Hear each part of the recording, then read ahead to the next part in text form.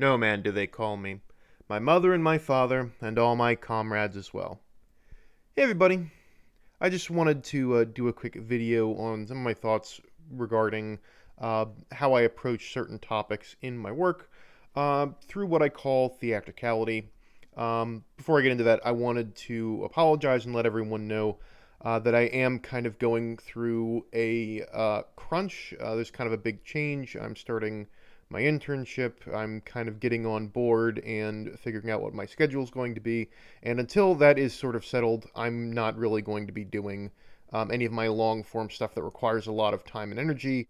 I'm just a little too tired and stressed and worried about other things at the moment. I have to kind of look towards my career and get that taken care of before I get to do fun, derpy, cool stories about the grim darkness of the far future. But I thought I really wanted to talk about what I call theatricality. I don't know what you'd call this in like actual writing. This is just like what I think of this in my head. Um, but there is a certain amount of unreality that kind of goes into any kind of storytelling. You have suspension of disbelief. There's a certain way of approaching elements in stories that make them palatable. If there are things that happen in real life that you just don't want to see in a story. For example, I'm sure all of us know kind of unpleasant, boring, kind of stupid people that are like around and in our lives. But nobody wants to see those people as characters in a story, even if they are true to life. They're boring and uninteresting, and just, you know, you wouldn't want to see a story about them.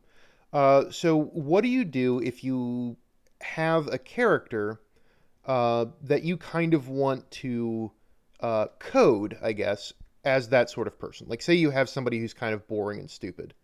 Well, the way you kind of use theatrical language to indicate that sort of person would be to have an over the top version of that person. So if someone's really boring and stupid, someone like Ben Stein, I mean, he's smart, but like he's really boring. Like his voice, Bueller. Like that whole thing, it's an over exaggeration of a boring teacher. It's so comical that it becomes funny instead of like having to actually sit through a boring lecture by a boring teacher, which is just, well, it's just boring. But if you make it like comically boring, then it becomes fun. I would say the same thing is true of like characters that are evil. There are many people in this world that are really, really, really bad people, and the things they do are unconscionable and uh, just kind of horrifying to the core. Um, but it's not very interesting. It's like, well, why did this person do this? Why did this person murder this other person? He wanted to steal his sneakers. Or why did this person, you know, get into an altercation with this person? Well, they were arguing about something pointless. They the cashier got their order wrong, and then the person like punched them in the face, and there was a brawl. Um, why did the CEO do this terrible thing? Well, he wanted, money. It's like it's not like evil is not very interesting in the real world, and people's motivations for being bad are just they're just boring self-interest. If you portray that exactly as it is true to life, it's not very interesting as a story.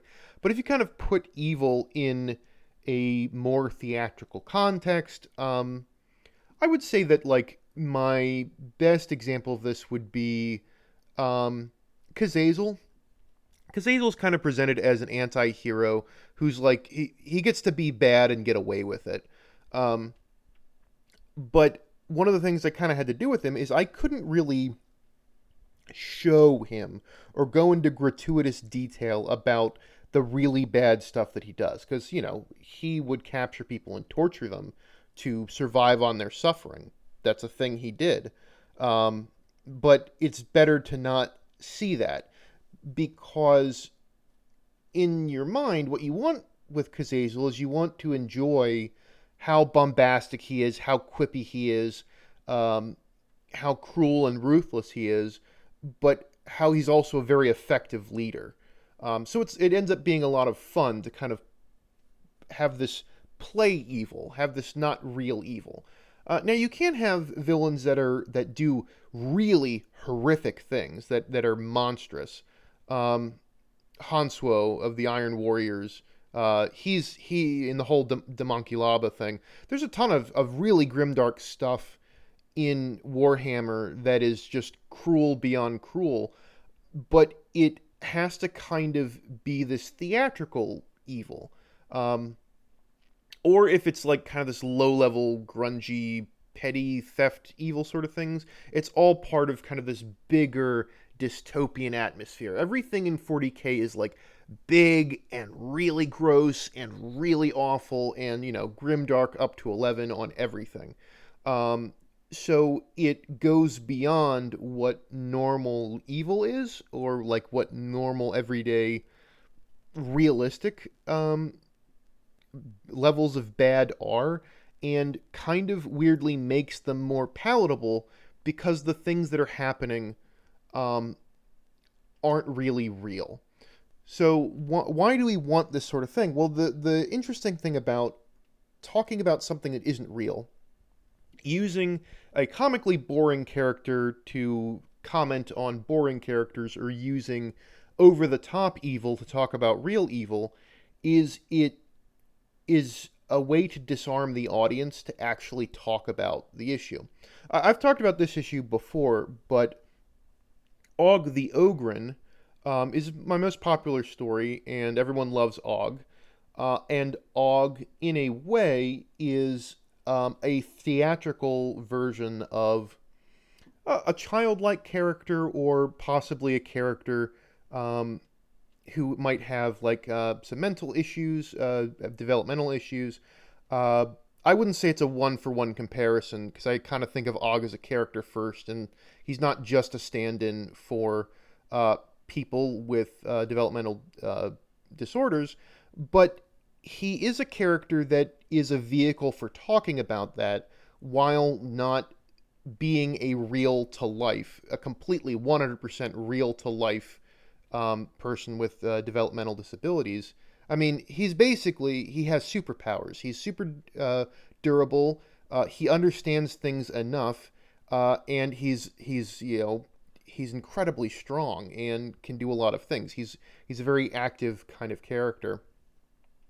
But it is sort of this theatricality, the unreality of Og, that makes it easier to talk about things that are kind of related to him, themes that are going on, because it's not a direct representation of the thing itself. I don't have to be completely accurate with every aspect of it, because we're not talking about specifically a person with this particular disorder, or we're not talking about this particular kind of evil in our society. We're talking kind of generally, and considering principles that go beyond fiction and kind of go beyond our current state of the world. And, this is a little grandiose, but kind of get people thinking about the bigger picture regarding whatever themes are in the story. So yeah, it's a thing I really like about 40k, is that you have this absurd, bigger than life, more horrible than life story, which allows people to actually think about and talk about some really important ideas in like life, of what do you do, like ideas of stoicism, ideas of duty and faith, like really big ideas that are very hard to approach. But if you can tell a story about it, it's much more approachable. And if you can throw in, chain swords and galaxy-eating bugs and big green guys that fly around in garbage, it makes it easier to kind of handle the big ideas. It makes it just more fun to approach. So I hope you found that interesting. I do more of these behind-the-scenes videos on my Patreon, so if you wanted to donate, you would get more of these. the higher you donate, the more of these kind of videos you're going to see. But everyone from $1 to $5 will get some of these coming out. I try to get them out on a weekly basis, but that has been curtailed a little bit recently as well because of internship stuff. But I'm going to do my very best to try to get this stuff to you as often as possible if you decide to patronize me. So thank you all very much. No Man out.